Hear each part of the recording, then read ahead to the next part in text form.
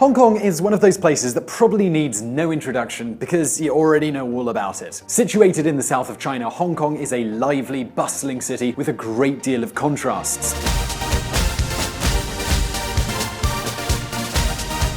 In Hong Kong, it isn't surprising to see ancient lorries running alongside luxury cars. You'll also see ruined buildings right next to fancy modern skyscrapers, and you'll see top-notch restaurants next to street food cars. But they all do have one thing in common. They occupy tiny spaces. This is true whether the location is a high-end mall or just a traditional storefront. Whatever business you operate, in Hong Kong, the most is made of every single square meter.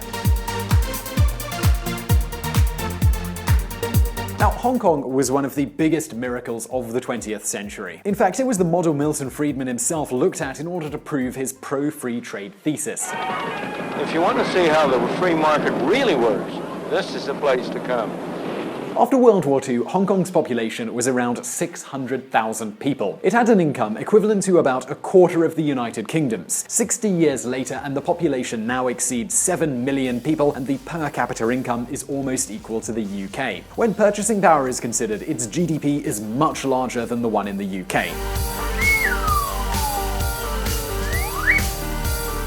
Over the last 60 years, Hong Kong has not only become the fourth most significant financial center in the world and one of the 10 most important markets, but it has also become a shelter for millions of Chinese citizens who escaped the poverty and violence of Mao's China. With all the economic development, economic freedom is something that you can really feel in the air in Hong Kong. Now, Hong Kong cannot exactly be considered a free paradise, but nowadays it can be considered the freest economy in the world and the fourth easiest place to do business in the world.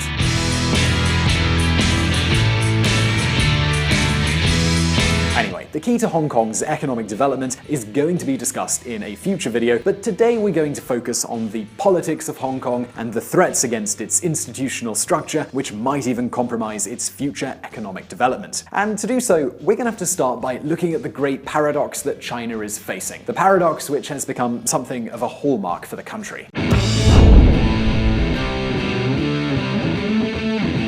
Hong Kong was a British colony until 1997, when the city integrated into China again, something that hadn't happened since the 19th century. China was, and today remains, a dictatorship, lacking respect for human rights and having very few civil liberties. This forced the governments in London and Beijing to negotiate a solution. The citizens of Hong Kong didn't want to lose their fundamental rights, and London simply couldn't tolerate the Chinese applying their authoritarian model to the city.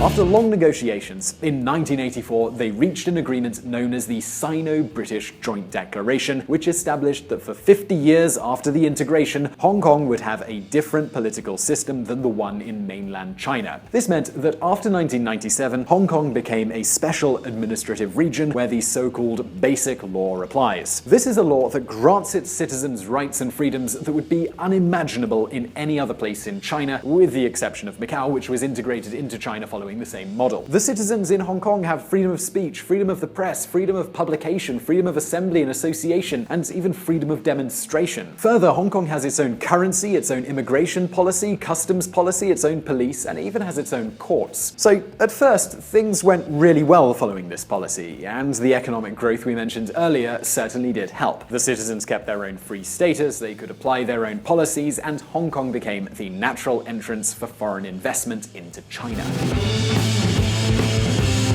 However, after a few years, things started to get rather worse. The Basic Law we mentioned a moment ago acknowledges civil rights, but not civil democracy. In fact, China has control over the parliament and the city's executive power. So how did they do this? Well, first, in Hong Kong, only half of the MPs are chosen through the popular vote. The other half are chosen by a closed group formed of entrepreneurs and institutions close to China. Wai-ching and Bajio Liang are separatists, arguing for independence from China. They were excluded from the chamber for using offensive language. Then there is the head of the executive branch, and that's the Prime Minister, who is chosen by a committee of 1,200 people involved or linked in one way or another to the Communist Party. In addition to that, all public officials must take an oath of allegiance and commitment to China. Because of this, there's an argument to be made that some of these positions are actually illegitimate. Finally, the Basic Law states that the autonomy of Hong Kong is subordinate to the Chinese People's Congress.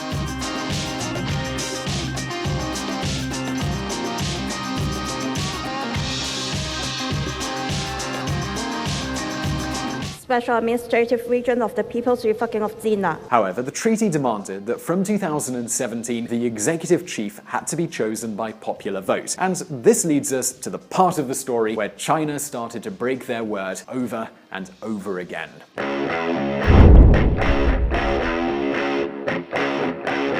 On the 31st of August 2014, the National Congress in Beijing started the electoral reform which would choose the government chief in this special region. And here was the surprise. Yes, Beijing did acknowledge that this should be chosen by popular vote, but they could only choose between 2 or 3 candidates who had been previously selected by the Communist Party. Yes, unsurprisingly, the Chinese do have a rather different idea of democracy. So over the next few days, the people really started rising up. At first, these were protests led by students, some of them as young as 17 years old.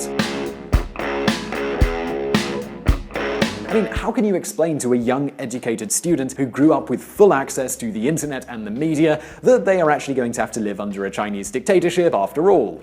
In 2017, I believe there will be more demonstration and protest, especially under the interference of Beijing government. It's just proved the failure of one country, two systems. The reaction of the authorities to these first strikes and mobilizations wasn't very friendly. They decided to use force. But the result was the opposite of what they were expecting. Instead of containing the protests, more and more people took to the streets, moved by the fear of having to remain under the rule of Beijing. In a short time, a huge demonstration developed in the center of Hong Kong, headed by the organizations Occupy Central and Scholarism. Not only me, all of us here won't go home until we have victory at last. The police started using tear gas and pepper spray to control the protesters, and the population started using towels, masks, and umbrellas to mitigate the effect of the gas. For this reason, the protests actually became known as the Umbrella Revolution.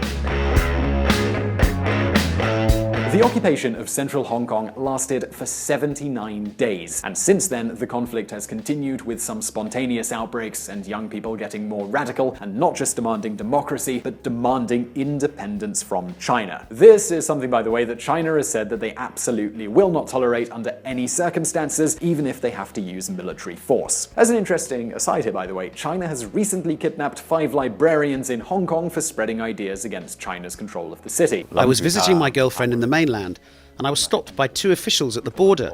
They took me to a police van where there were dozens of policemen waiting. Then I was taken to the police station in Shenzhen, where I was held in the prisoner's compound and interrogated. Largely because of these protests, the September 2016 elections were celebrated, and many of the protest leaders were chosen as MPs. Their anti-Beijing, pro-independence positions have opened up the conflict door again. Since September, 2 MPs have already been expelled from their offices under pressure from mainland China.